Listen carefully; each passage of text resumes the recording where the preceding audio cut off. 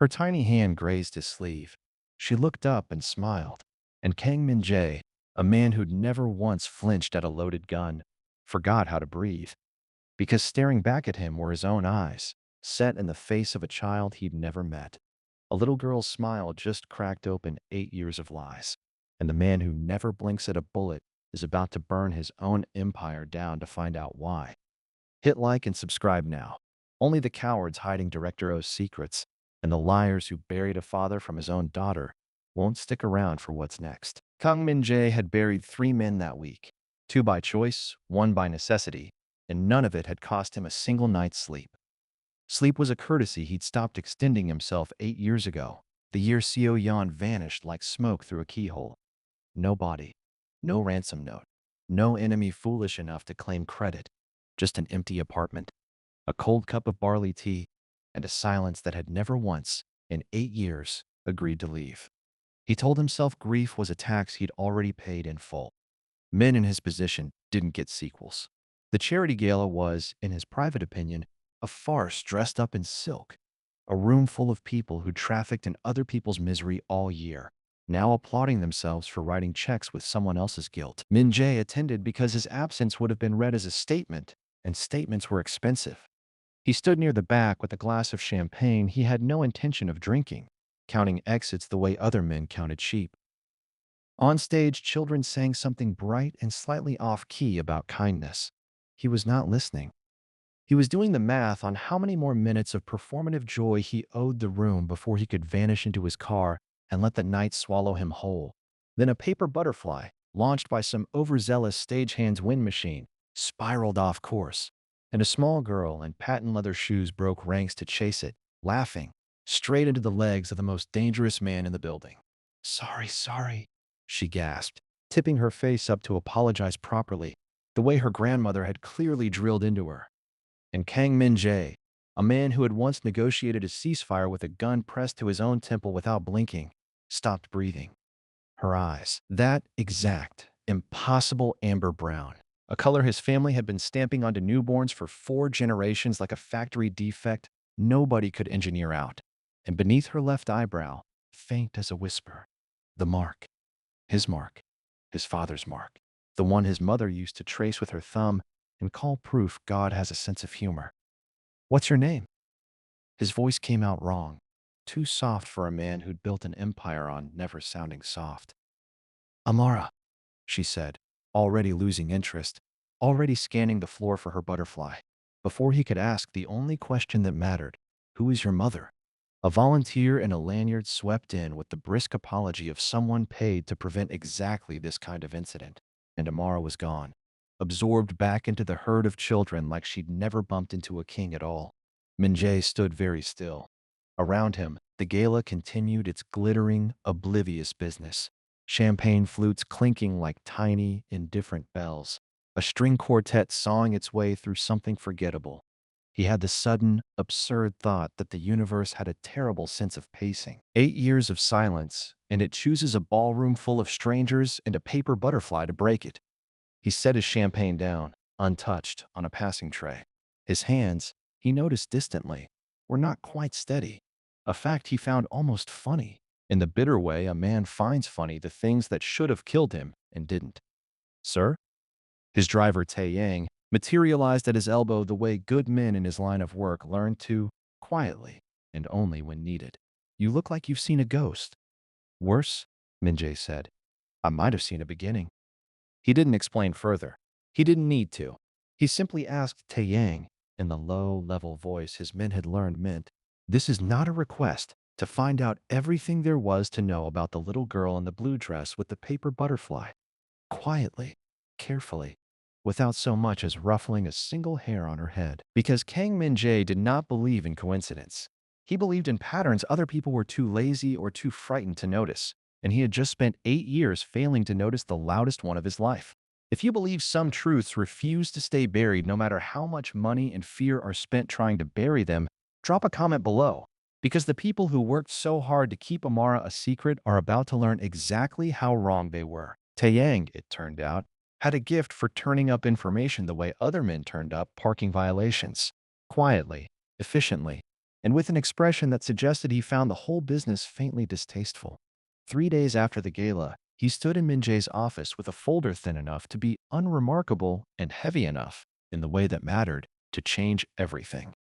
Her name is Amara, Taeyang said, 8 years old, lives with her grandmother, a woman named Halima, who runs a tailoring shop 2 districts over. No father listed on any document we could find. No mother present. The grandmother raised her from infancy. Min-jae did not look up from the folder. And the mother? Officially deceased. Unofficially. Taeyang paused, choosing his words the way a man chooses which wire to cut. The paperwork doesn't add up. There's no death certificate on file with the registry, only a notation referencing one, filed by a hospital that closed 4 years ago. Min-jae's jaw tightened. He had built an empire on the simple principle that paperwork lied only when someone paid it to. Keep going. Someone's been funding the girl's entire life. Private school tuition, medical bills, even the lease on the grandmother's shop, paid quietly on time, every month, for 8 years. We traced it through 4 shell accounts before it dead-ended at a bank in Busan. Taeyang hesitated. The bank had a fire 2 years ago. Convenient timing. All physical records from that branch were lost. Convenient, Min-jae repeated, the word landing in the room like a dropped glass. He had spent his career surrounded by men who used the word accident the way other men used punctuation, liberally, and almost always dishonestly. Fires don't start themselves, Taeyang.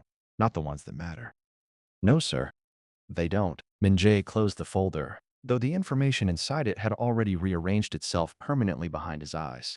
Someone had spent 8 years and considerable money keeping Amara comfortable, educated, and safe, while going to equally great lengths to make sure no one, least of all him, could trace where that money came from. That was not the behavior of a man erasing a mistake. Erasing was cheap. This was expensive, deliberate, ongoing devotion, dressed up as disappearance. You don't fund a lie for 8 years out of cruelty, he thought. You do it out of fear, or out of love with nowhere safe to stand. He sent 2 of his most careful men, not the ones who broke kneecaps, the ones who could read a ledger like scripture, to speak with the grandmother. He was explicit. No threats, no money waved around like bait, no theatrics, just questions, asked politely, by men in plain suits who looked more like insurance adjusters than what they actually were. It did not go well. Halima, they reported back, had the bearing of a woman who'd already survived worse men than Kang Min-jae and had the receipts to prove it. She'd listened to their careful, rehearsed questions with the patience of someone waiting for a particularly slow child to finish reciting a poem, and then declined every offer. The money, the assistance, the vague promises of protection, with a single flat sentence that Min-jae's men repeated to him almost verbatim because it had rattled them. Whoever you are, you're 8 years too late to start asking questions. Min-jae sat with that sentence for a long time after his men left. 8 years too late. Not never. Not you have no right. Just too late. As though there had once been a window, and he had missed it. And Halima had spent nearly a decade quietly, furiously making sure he never got a second chance to miss it again. He thought of So-yeon's aunt, who used to say that grief and guilt wore the same coat, and only a fool tried to tell them apart in bad lighting. He was beginning to suspect he'd been a fool for 8 years running. That evening, against every instinct honed by a lifetime of controlling variables, Min-jae did something he hadn't done since So-yeon disappeared. He went somewhere without a plan. He drove, alone, no Taeyang, no security trailing 2 cars back, to the street where Halima's shop sat between a noodle stand and a shuttered pharmacy, its window lit gold against the evening dark, and he sat in his car for 40 minutes without going in. Because for the first time in 8 years, Kang Min-jae was afraid of something that couldn't be solved with money, threats, or a body count. He was afraid of the truth. And even more than that, he was afraid of what it would cost him if he didn't ask for it anyway. He didn't go in that night. He told himself it was strategy, that a man who'd built an empire by never showing his hand wasn't about to start unraveling it on a residential street with bad parking. The truth was smaller and more embarrassing. He didn't trust his own voice not to break, so he waited. 3 days to be exact, which for Kang Min-jae counted as remarkable restraint. The opportunity came, as opportunities involving 8-year-olds tend to, through a school event. a spring showcase Amara's private academy hosted for donors and community partners, a category into which Min-jae's foundation had quietly, anonymously slotted itself years ago, without ever once attending anything. This year, he attended. He stood at the edge of the gymnasium, in a suit too well tailored for a room full of finger-painted banners, and watched a small girl in a paper crown recite something about photosynthesis, with the theatrical confidence of someone who suspected, correctly, that she was the most interesting person in the room. When it ended, she spotted him before he could decide whether spotting him was a disaster or a gift. "You're the sad face man," she announced, marching over with the fearless directness only children and dictators possess. "From the butterfly party." "I am," he admitted. "Why do you keep showing up places I am?" It was, Min-jae reflected, an excellent question, and one his enemies had been too polite, or too afraid, to ask him directly in over a decade. "Because," he said carefully, crouching so he wasn't looming over her like a building, "I think I might know someone who looks a lot like you." Amara considered this with the gravity of a judge weighing evidence. "Everyone says I look like my mom, but I don't have a picture. Grandma Halima says the good ones got lost." Got lost. Not she doesn't have any. Not there aren't any. Lost. As though photographs, like mothers, like 8 years, were things that could be misplaced rather than deliberately, expensively hidden. Min-jae filed the sentence away the way he filed everything useful, permanently and without mercy. "I'm sorry," he said, and meant it more than he'd meant almost anything in years. Amara shrugged, the universal gesture of children absorbing loss they don't yet have the vocabulary to name. Then, without warning, she reached out and took his hand. Not shook it, took it, threading her small fingers through as the way you'd claim a seat on a bus, and declared, "Your face looks like it forgot how to smile. It's easy, though. I can teach you." Kang Min-jae had been shot at, poisoned once, and betrayed by men he'd called brothers. None of it had undone him the way one small hand in his did. He did not pull away. Over the following weeks, he found reasons, thin, transparent reasons, even his own men were too discreet to comment on, to be present where Amara was present. A donor lunch here. A routine security assessment of the school there. He told himself it was reconnaissance. He was no longer entirely sure that was true, and stopped examining the lie too closely. The way a man avoids pressing on a bruise he already knows will hurt. Amara, for her part, treated his appearances with the breezy acceptance of a child who hadn't yet learned that grown men weren't supposed to rearrange their schedules around 8-year-olds. She told him about her spelling tests, her opinions on cafeteria pizza, and once, with the casual brutality only children manage, that Grandma Halima cried sometimes at night when she thought Amara was asleep, about someone named Seo. Min-jae did not move for a full 3 seconds after she said it. "Seo Yeon," he said quietly. Not a question. "Maybe," Amara said, already distracted by a beetle on the windowsill. "It's a mommy name, I think." He drove home that night with his hands steady on the wheel and his heart doing something it hadn't attempted in 8 years.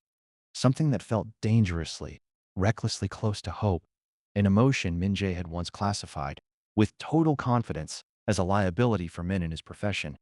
He was beginning to understand he might have been wrong about that too. If you think some grief is really just love that never got told the truth, drop a comment. Because Halima has been carrying this secret alone for 8 years. And she's about to find out she's not the only one who's been grieving a person who never actually left. The first real crack came on a Tuesday, delivered not by gunfire, but by a manila folder, which, in Min-jae's line of work, was often the more dangerous of the two. Yang placed it on the desk without ceremony, the way a surgeon sets down an instrument he already knows is going to hurt someone. "The Pusan Bank fire," he said. "It wasn't an accident. We finally got someone inside the fire marshal's original report, the one that got quietly replaced. Accelerant. Professional job." Min-jae opened the folder.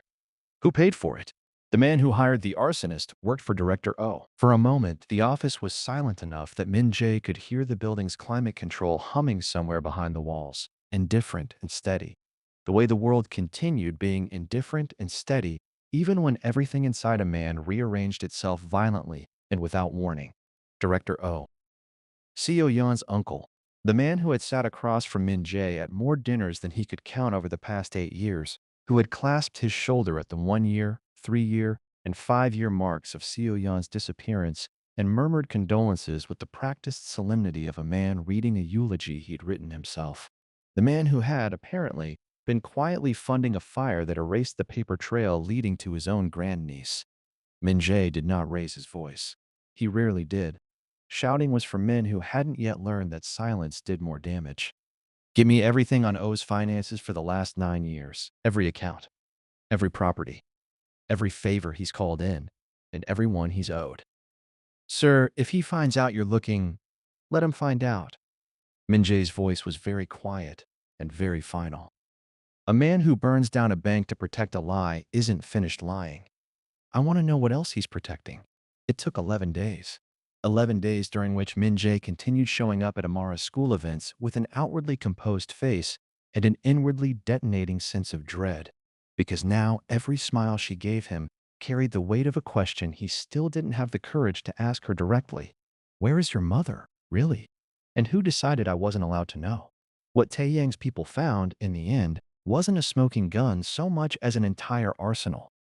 Oh had been moving money for years, not embezzling, not exactly, funneling, redirecting resources meant for territory disputes into a private account that fed, eventually and untraceably, into Halima's rent, Amara's tuition, a pediatrician's discreet retainer.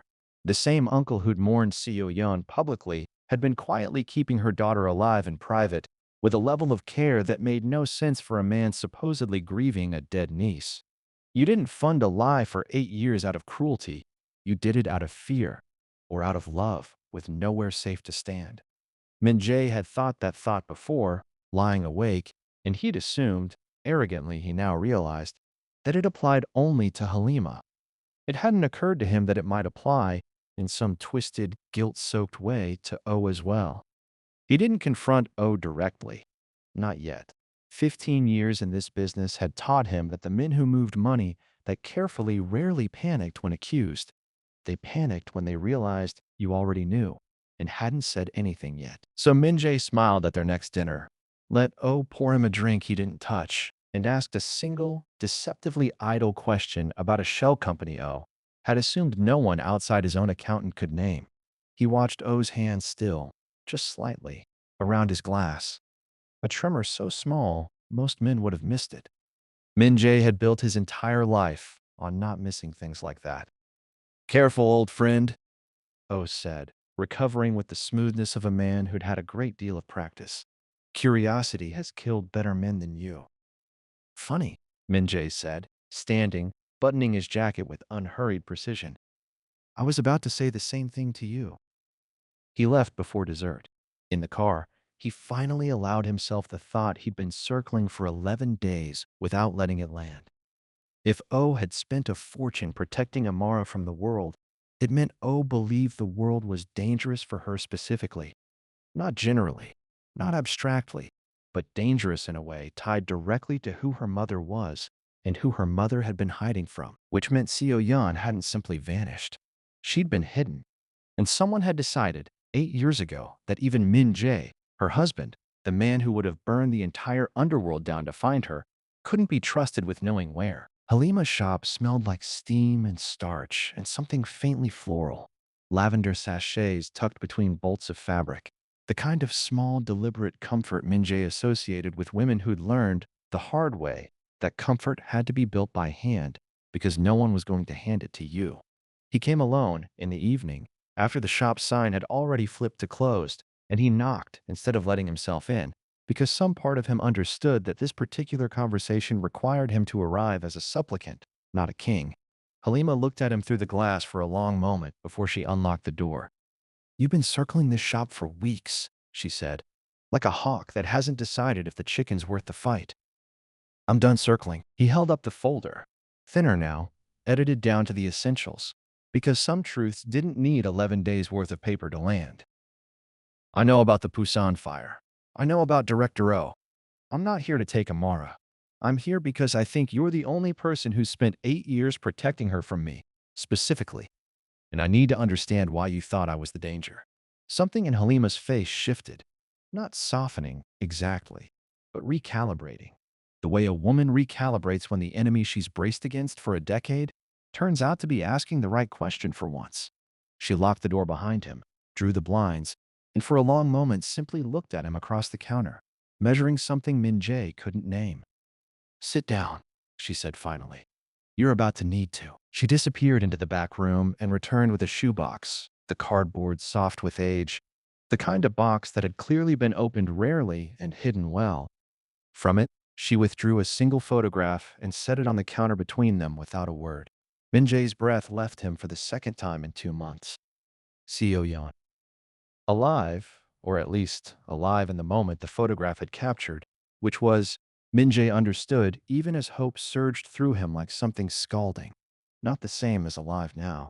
She was thinner than he remembered, her hair longer, cradling a newborn wrapped in a blue blanket with an expression that stopped him cold. Not the soft exhaustion of new motherhood, not grief, but fear. Raw, wide-eyed animal fear. The kind Min-jae had only ever seen on the faces of men who knew, with total certainty, that someone was coming for them. "She didn't run from you," Halima said quietly. "I need you to hear that clearly, because I think you spent 8 years believing the opposite, and it's eaten you alive. She ran to protect the baby from Director O. O funded her. He kept her safe. He kept Amara safe. Because he had to." Halima's voice hardened. "A rival family found out Seo Yan was pregnant before you did. Found out whose child it was. And in your world, Min-jae, a child like that isn't a blessing. She's leverage. A weapon pointed at you that never has to be loaded, because you'll disarm yourself the moment anyone threatens her." She tapped the photograph. O decided the safest lie in the world was that neither of them existed. Not to protect himself, to protect her from you finding out and going to war before he'd secured her somewhere the rival family couldn't reach. He was going to tell you. He kept saying, "Not yet, not yet." And every year that passed made the lie more necessary and more impossible to unwind. The room tilted, very slightly, in the specific way rooms tilt when 8 years of grief are revealed to have been built on a foundation of someone else's terror rather than absence. "Where is she?" Min-jae said. It wasn't a question. It came out of him low and flat, the voice he used in rooms where men didn't survive disappointing him. Except this time, there was no one to threaten. Only a truth sitting on a tailoring counter refusing to finish arriving. Halima's silence lasted just long enough to answer him before her words did. "I don't know if she's still alive," she said. "I know she was 4 years ago. I know. O moves her when he hears whispers.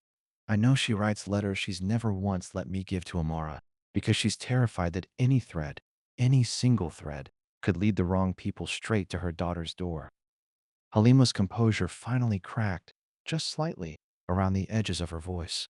"I've hated you for 8 years for a war you never even knew you were supposed to be fighting. I'm sorry.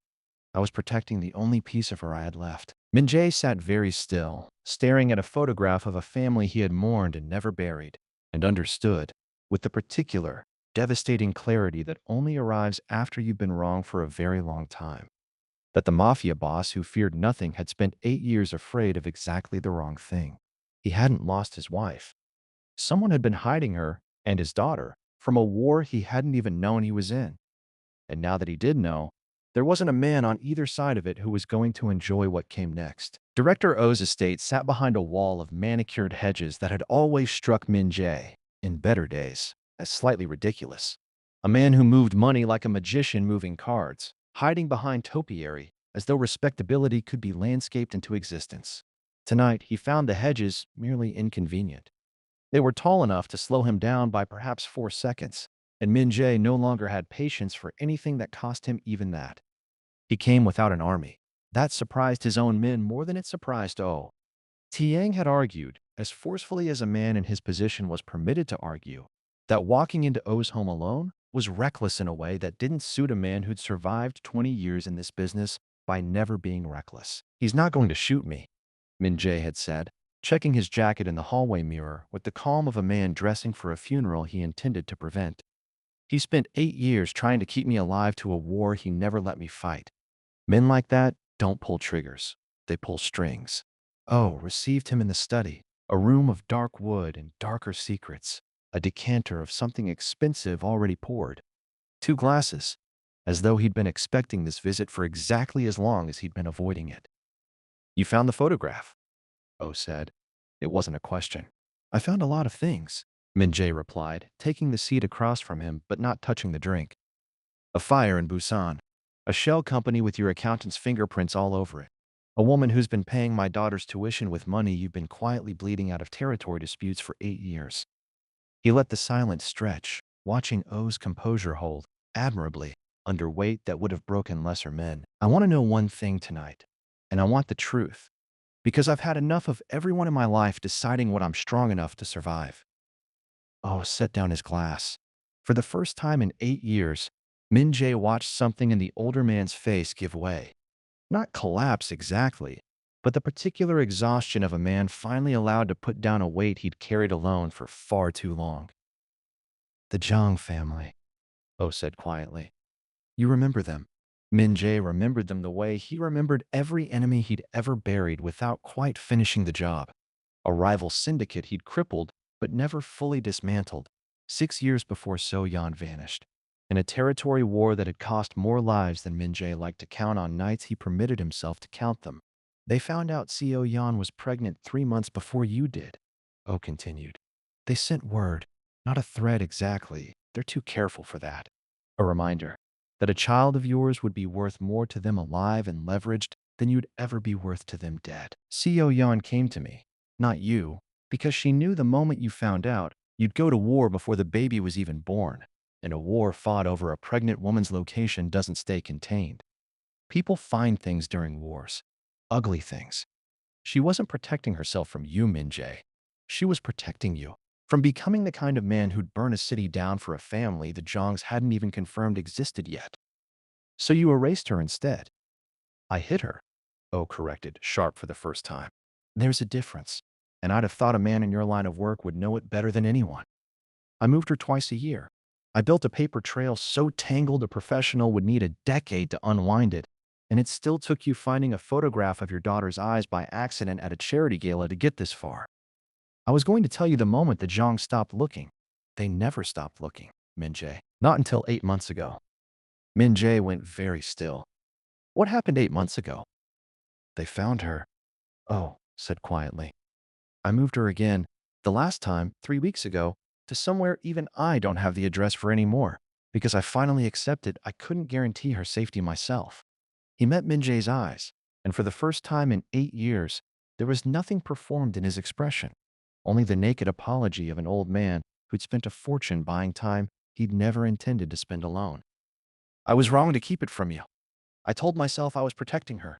I think, if I'm honest, I was also protecting myself from watching you burn the world down and not being able to stop you. He exhaled. The Jongs know about Amara now too.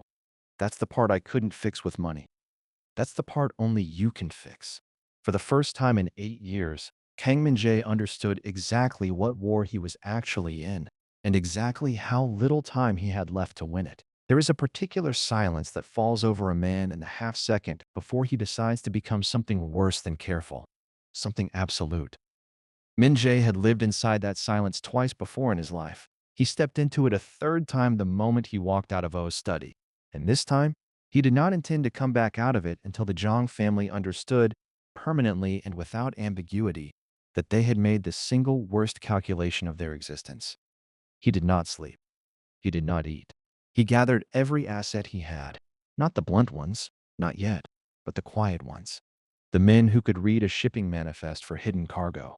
The woman who'd once worked inside the Zhang Syndicate's own financial arm before Min-jae had, years ago, quietly bought her a new life instead of a bullet. Loyalty purchased with mercy, he'd always believed, outlasted loyalty purchased with fear. Tonight, he collected on every debt of that kind he'd ever extended. It took 4 days to find them. 4 days during which Min-jae visited Amara exactly once, sat with her while she narrated an elaborate story involving a beetle, a dragon, and a disappointing amount of glue, and said nothing about the war unfolding 2 districts away. Because some things, the last uncomplicated days of a child's life, deserve to be protected even from the truth. You look tired, Amara told him. patting his hand with the brisk authority of a very small doctor. Did you forget how to sleep?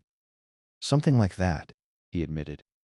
You should ask my mom for the trick, she said, entirely unaware of what the sentence did to him. Grandma says she used to hum until people fell asleep, even mean people.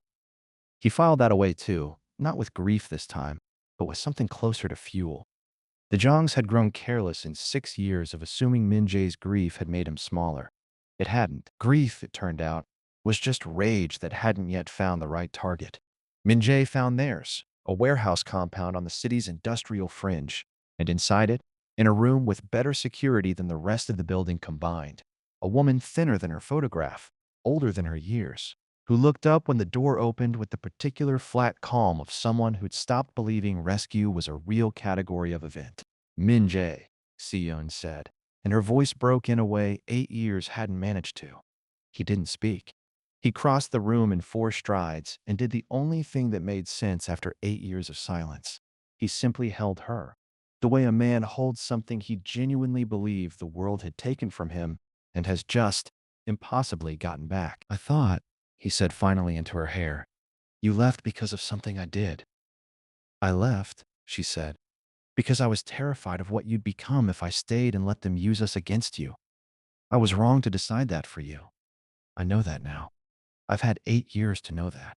The Jongs who'd held her did not survive the night in any capacity that troubled Min-jae's conscience, a fact he did not narrate to Amara, then or ever, because there were truths a father owed his daughter and truths a father simply carried alone, the way Halima had carried hers, the way O had carried his. Some burdens, Min-jae had finally learned, were acts of love disguised as secrecy. He intended to carry his more honestly than the men who'd carried his before him, but he understood now why they'd tried. 3 weeks later, Halima's shop hosted an event far smaller than any charity gala Min-jae had ever suffered through. No cameras, no silk, no strangers applauding themselves for other people's misery. Just Seo Yeon, thinner but healing, laughing at something Amara said with the specific, unguarded joy of a woman who'd finally stopped listening for footsteps behind her.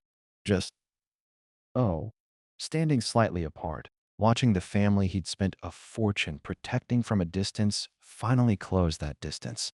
His expression somewhere between grief for the years lost and relief that the debt was, at last, repaid in the only currency that mattered. And Amara, utterly unaware she had ever been the fulcrum of an underworld war, tugged on Min-jae's sleeve, looked up at him with his own eyes staring back, and grinned. See? She said. Told you I could teach you to smile. It's easy. He crouched down, pulled his daughter into his arms, and for the first time in 8 years, Kang Min-jae, a man who had once stopped breathing at the sight of a stranger's smile, discovered he finally had, without a single doubt left standing between them, exactly one reason left to keep breathing at all.